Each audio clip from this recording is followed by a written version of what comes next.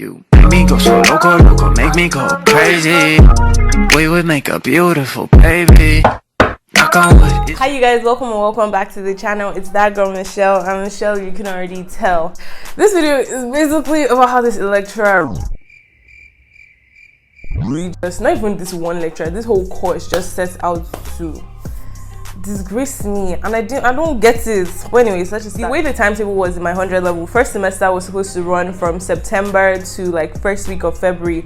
That was the time frame. During this time, obviously Christmas break is there, so you would go for your Christmas break before you came back to school to write your exams. So that's the way it was. So lots of lecturers were giving their tests, like their semester test, before the students went back home. Now, this particular lecturer did not do that. He wanted to give his test when we came back. But the thing is, when you first resume school, at least in my school, when you first resume, the first week, nothing is really happening because they know that students are still coming back. Students are not really in school. People are not really going to class. So that first week is usually very free. And if there are classes, there won't be serious classes, basically. This man said no. It was a pole lecturer, like political science, and I studied international relations and diplomacy here. So that was like a borrowed course that was compulsory for my department. So this man said that he's going to give his test when we come back from the break. So we're like, okay, no problem. So obviously I was in school on time and I wasn't taking classes seriously because it was just the first week. This particular morning we were supposed to have the pole class and I wasn't going, obviously. But there were some students that were going to go for it. So they went for the class and then they started texting on the group chat that we should try and hurry up, that the man said that he's giving his semester test now. After I decided that, like, no matter what, I'm not going to be able to make it for this class. Like, I'm not even going to attempt to go because the worst thing would be for me to rush, get ready, make it to class, and he will lock me out because I'm late. Then the people that went for the class were still texting on the group chat saying that he said that this is the final test, he's not giving a retest, that this is going to count like 40 marks, that we should better come for the class, But I was like, obviously, it's a lie. It was not a lie. This man was very serious. He did not give a retest. He did not hear any. He didn't want to hear your reason. He did not care.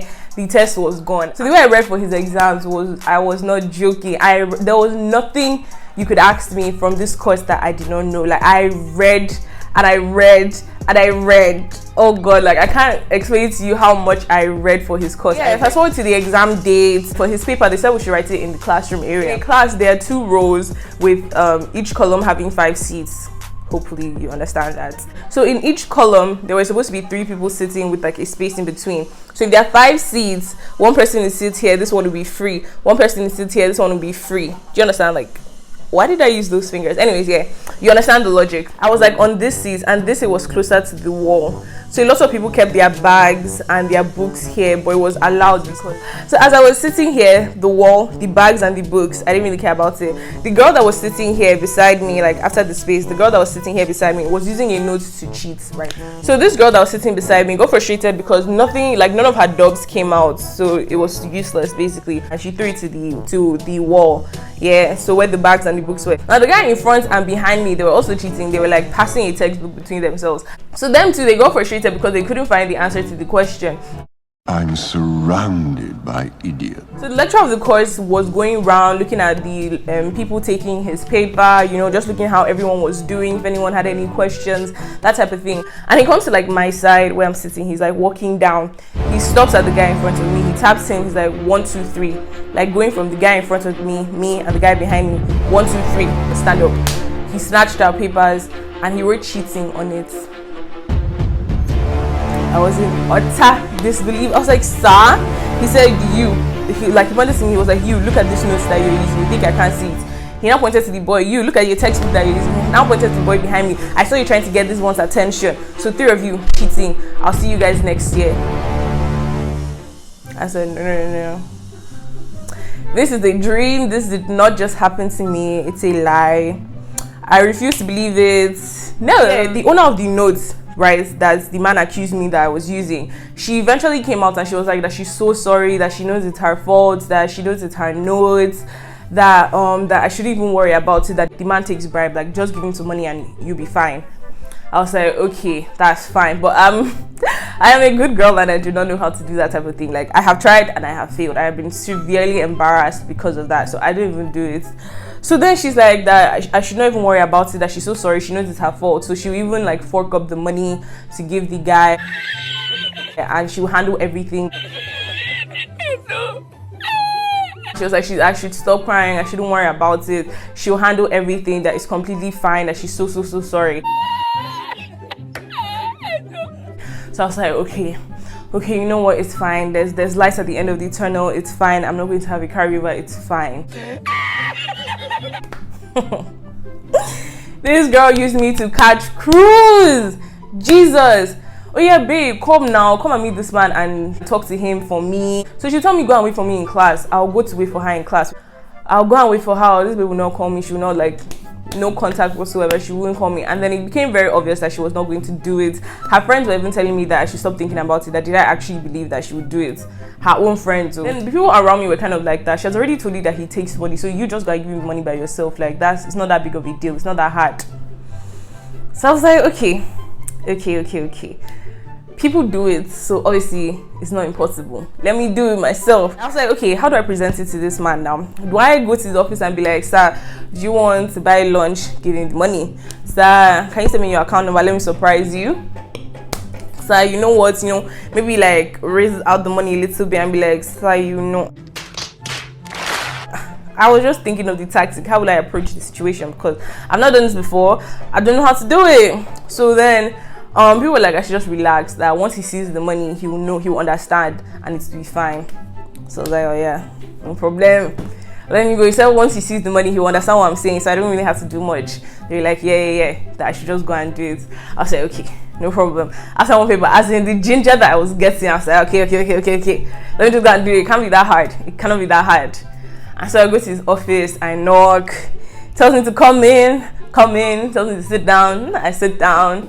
And then he's like, how are you? What's your name? I tell him everything. I was like, sir, I'm the girl that you were cheating on my paper a few days ago, that I actually wasn't cheating, and he can go through my paper himself. He was like, oh, is that what I'm coming here for? I should just forget about it. He'll see me next year.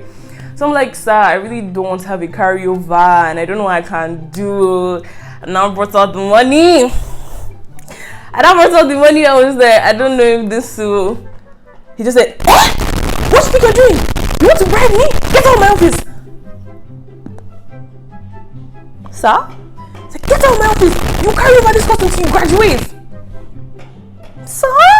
Immediately, the tears started coming out from my eyes, and obviously, I was weeping. As in, this was not small tears. Like, I was proper weeping, like, catarrh, tears, sweat, everything. I was like, sir, I'm so sorry. Sir, please. I don't do this normally. I beg you. I really wasn't even cheating. Go and look at my scripts. Go through my work. You see that I wasn't cheating. As in, I was hysterical. I was crying. And I was begging this man. This man was like, okay, I should calm down, I should stop crying, I should relax. What's my name? He now went through my paper. He was like, doesn't look like you were cheating, Sha. I was like, that, please just take it into consideration. Any grade, please, just look at it. So the man was like, okay, no problem. At the end of the day, I did not carry that course over. However, I wouldn't share what I got, my grade. I wouldn't share it. But I did not carry the course over. And after that time, I was like, anything political science, Michelle, we're far away, we're enemies, I don't want to know. So I thought I was done with it. I thought I was done with the crazy lecturers of Pole. 200 level came. And then a poll course, like a political science course, was also another compulsory course that we had to do. Surprise, motherfucker. I was very depressed. I was very sad. And I don't know if anyone else does this, but a lot of the time in almost every subject or every course that I do, there's always one topic that I just don't understand. Like for I can read about it a million times and I will just never comprehend it. Like I don't understand this thing at all. So for government, one thing that I just could not get into my head, I could not understand it for the life of me, I couldn't understand it, was one pre-colonial eras, like Hausa, Igbo, Yoruba, like their whole pre-colonial history. It was them that I just could not understand it. Like now in 200 level, this poll course that was compulsory for my department, the whole course was about that topic. And I was like, Jesus, what does this mean? Is this a sign? Am I just supposed to fail? So I was very prepared to pass that course with the bare minimum like this. So this one class, my friend was talking to me, and the man had been saying like we should all be quiet because everyone in class was talking. We should all be quiet. We should all be quiet. So this girl was still talking to me, and I was just looking at her and like smiling and nodding at what she was saying. Next thing you know, the man is like, both of you stand up. I was like, damn. Is it that like in this, when it comes to poll, must I always be punished for someone else's actions? I was so annoyed, but I was like, okay, no problem, we'll just probably stand till the end of the class. What's the worst punishment that he could give? So he's like, we should stand up, we should close our eyes, raise our hands up, and we should open our mouth. What? I was like, no, I'm not going to do that, obviously, because that particular class was combined with other departments. So I was like, I'm not about to disgrace myself in front of all these people. No, like, why would I? No, I'm not doing that. No. So my friend did it, and then he was like, you're not going to do it. I was like, no, sir, I'm so sorry, but I'm not going to do it. Then he now said that, okay, my friend should sit down, that forever, for the rest of his classes that semester, that I should never sit down in his class and I should always stand. So I was like, oh, no problem. So I was standing there, no hard guy. I was like, okay, I've already run into my first problem with this new poll person, and it's fine. We don't have that many classes left in the semester. I can deal with it. It was fine. This man proceeded to give me so many problems. Like, I just used to get in trouble all the time with his classes. There was a time that he gave us an assignment and he told us to submit it on this day by this time. So we come to his office now and it's locked. Like, some people had already submitted earlier, but the time he gave us, the office was locked. Everybody else kind of knew that you had to submit ahead of time. I didn't know that. People were like that we should just slide it under his door, that it's fine, that's what he said we should do. So I slid it under his door. Now the next day I went back to check if he had gotten it, and he just told me that, oh, were you one of the people that slid your paper under the door? I was like, yes, sir. Now said, okay. He now pointed to a pile and he was like, these are the pile of people that are going to get 0 on this assignment, and these are the people I'm actually going to mark. Sorry, so if you're here, just forget about this. I was like, you know what, I'm not about to beg, I'm not about to cry again. No. Said, okay, thank you, sir, and I walked away. So there was this other time that we had a group work and I was in charge of submitting the assignment. That's all I had to do, submit the assignment.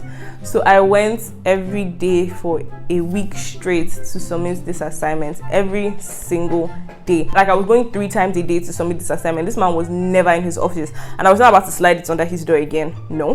And I was not going to drop it on his table just like that. No, he had to see me and see that I've submitted it. So this day I was just tired. I was like, no, you know what, I'm just going to come back tomorrow because I don't have the strength to go back by this time. I'm just going to come back tomorrow and try and submit it. So the next day when I went back to submit the assignments, the group work, he was like, did I come yesterday? I was like, yes, I came yesterday, but you were not in your office as per usual. And he was like, you are a liar, and for that you get 0 on this paper. I was like, oh God in heaven. What? He was like, he was in his office throughout yesterday, so if I came I would have seen him. I was like, really? The one time I don't go to your office, you're around? I was like, okay, you know what, sir, I'm so sorry, I know I lied, but it's just because I was coming all the time and you were not here. He was like, he doesn't care that I failed. I was like, sir, please, I need this score, please do not, like, please accept it. And it's not just my work, like, consider the group members, all of that. Eventually he collected it, and eventually I passed with the bare minimum, and I was so glad. And since then till I graduated, anything poll, never. And the funny thing is that these 2 crazy lecturers now really like befriended me, and I was like, I'm not your friend. I'm not your friend. I'll look at you and I'll smile and say, good afternoon, sir, but I'm not your friend, because I'll forever remember what I went through in your course. Never, ever. So anyways, you guys, we've come to the end of today's video. Don't forget to like this video, subscribe if you haven't already, and leave a comment down below. Like, leave a crazy lecturer story that you've had, or a crazy story with your teacher that you had. I would love to read it. Like, honestly, I need to know that I'm not the only one that has had these crazy experiences. So I'll see you guys next time. Bye. So she's just like, eh?